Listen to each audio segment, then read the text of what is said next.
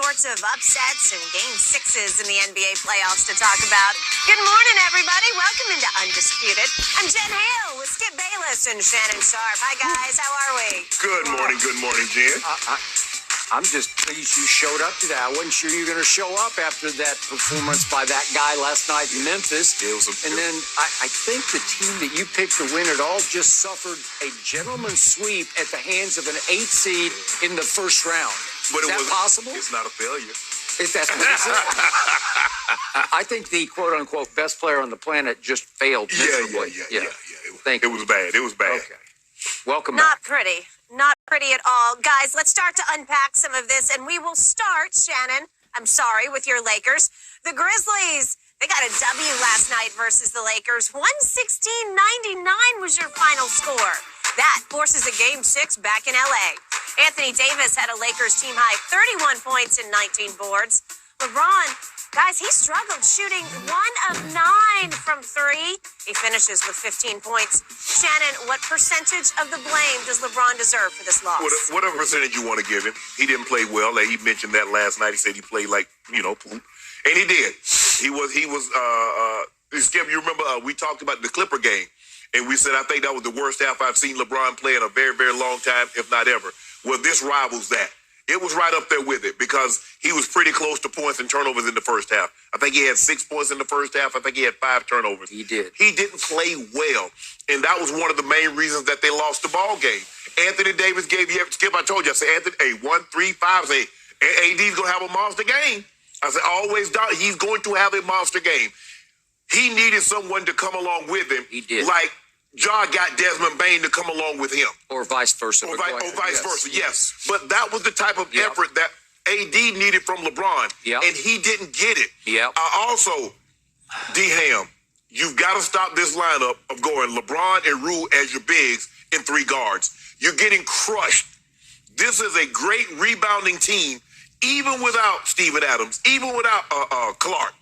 So stop running that lineup. Malik Beasley has become unplayable. Troy Brown, you can only play him for about 2 minutes. And that's it. Skip the backup unit. Look at this. Minus 20, minus 18, minus 23, minus 26. Those are the guys that played multiple minutes. I mean, the starters only got outscored. Only one guy, LeBron, was a -1. Everybody else was 2, or, in worst case was D'Angelo Russell was 0, plus minus. But the backup unit, they were awful yesterday. And even as bad as they played, Skip, late in the third quarter, Austin Reeves missed a 6-footer that would have given them the lead. And then he missed that shot. They come down and go boom, boom, boom. And it goes from, they go on a 12-0 run, and basically they never look back after that. LeBron didn't play well. It was one of the worst halves of one of the worst overall games that I've seen him play in a very, very long time. And that's saying something. But they better come with it on Friday. You better. They better come with it on Friday now. Now, you can come out there and dilly-dally around LeBron and try to get your guys involved, but you better put your head down. Hey, we'll talk about Golden State. Like I said, Steve Kerr will put all his eggs in one basket because he's looking to go back to the chase and close this thing out of 6. I would hope so. And that's that's what they did. D-Ham, you need to come up with something. Hey, you might have to only go 5 players. You might have to go 5 deep. That's what you might have to do. You might have to go 5 deep. But LeBron didn't play well. If you want me to give him a percentage, I'm going to say 85, 90% of the blame from last night's on his shoulders.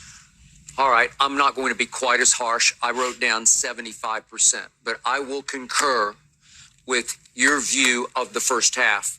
Here's why. It's always debatable.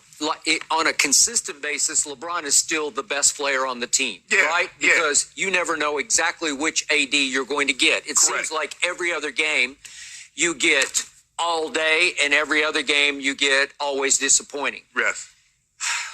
Last night, you got monster AD. Yes.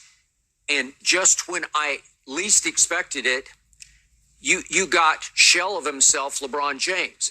And yet, I'm not going to give him an age pass here, an age excuse, because we always say, well, he's playing the best 38-year-old age 20 basketball we've ever seen. And I don't think it's an age issue. Did he hit the wall? Did he run out of gas? Could he just not quite dredge it back up in time in 48 hours for a closeout game at Memphis? I'm not going to go there because I don't think that's what happened. It wasn't because, Skip, they played Saturday, Monday. Okay. And he played just fine. Okay, I got it. I thought the Grizzlies looked ready to be beaten going into this game. I thought the game that you attended back here at the Crypt, I thought that they looked like they were done to me.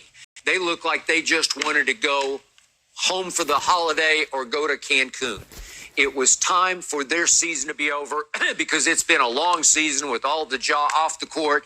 And then Dillon Brooks had sort of spoken himself out of existence, if that's possible, because he has been even worse shooting the basketball than LeBron has been in this series so far. So he's become a liability for them. And by the way, that they had to switch to Luke Kennard last night, and then he banged up his shoulder, and I don't know what's going to happen to him, but they made their run because they took Dillon Brooks out and put Luke Kennard in. Yes, they did. And I'm not saying Luke Kennard's any world beater, but he hit some big threes, though. Okay. He spaces the floor. And he's obviously a much better shooter than Dillon Brooks because Dillon Brooks can shoot nothing but his mouth, right? Exactly. Well, seriously. Okay, so I thought LeBron would come out because he was playing for rest. So I thought he would come out and it's a pay me now, pay me later. I thought he would pay in the first quarter last night so that he did not have to play for X number of days as they awaited the other series to end. He needed the break. Right. And instead, it looked like he was resting in the first quarter. Yes. Because he was not locked and loaded. No. He was not ready to play. And I couldn't even recognize him in the first quarter and especially in the first half. Okay, so this is the first indication that this is still the best passer in basketball. This is still the highest IQ in all of basketball. And he is the point guard for the Los Angeles Lakers. He is the orchestrator. He is the maestro. And he is the driving force. Yeah. So I'm going to show you what he did in the first half turnover-wise because he did have 5 in the first half. That's on pace to go 10 for the game. Yeah. That would be not very good. But this was even worse because he unset the tone for the Lakers in the first quarter and then the first half. If we could see the 5 turnovers, please. Here we go. This is early on. Okay, he wanted a foul. Stumble over his own feet there. That was his own feet. Yeah. Some of this is sort of Westbrookian. He's just not into it. He's not focused the way he should be focused. Right. There we go again, out of bounds. I'm going up and I'm not sure. Okay. I don't see him do that. Right. That's Russell Westbrook special stuff, right? You can see him starting to get frustrated, Skip. You can see him starting to get frustrated. All right. They started crowding him. All right. So for this series now, from 3, he is 6 for 36. Over the last 4 games, he's 3 for 28. 3 for 28 is 10.7%. Okay, he's never been a very good three-point shooter. No. But he can be streaky. He can also be unstreaky because the odds are he'll be cold longer than he'll be hot. Right. Okay, so now he's just been cold, and it's gotten worse. And I don't have an answer for this except just quit shooting the threes because last night he goes 1 for 9. So he's being stubborn about it, like, I'm going to find it. I'll find my stroke. Are you okay with this, that he just keeps shooting? Because 9's a lot. I got to tell you, at some point, you either have to give it up and just say, I'm going to put my head down and drive the basketball, or I'm going to start posting up more. Well, if you saw the one that he hit, Ellie could have easily been over 9. Thank you for bringing it up because I would like to see it. It cut the lead to 3, so it was actually a big shot. But here's the one that he made, and Austin Reeves gets just annihilated by Jaren Jackson. And then LeBron tries, and it goes, it lipped, and it looked like it was down and out and down, and then it fell. Okay, a little bit lucky, and yet that was the 1 of 9. Yes. This is dangerously turning into a liability for this team because when you go over the last 4 games, 3 for 28, that means 25 trips down the floor, you missed shots. Yes. And the one thing we know, the three-point shot has revolutionized basketball. Yes. The way the dunk once upon a time did. It has turned into the modern-day dunk. And there is nothing like a 3 to take a home crowd out of a game. Right. But there's also nothing like a 3 to incite the home crowd. To shoot you out of a game. Yeah, to shoot you out of a game. And now he's on one of those negative jags where it's just going from bad to worse.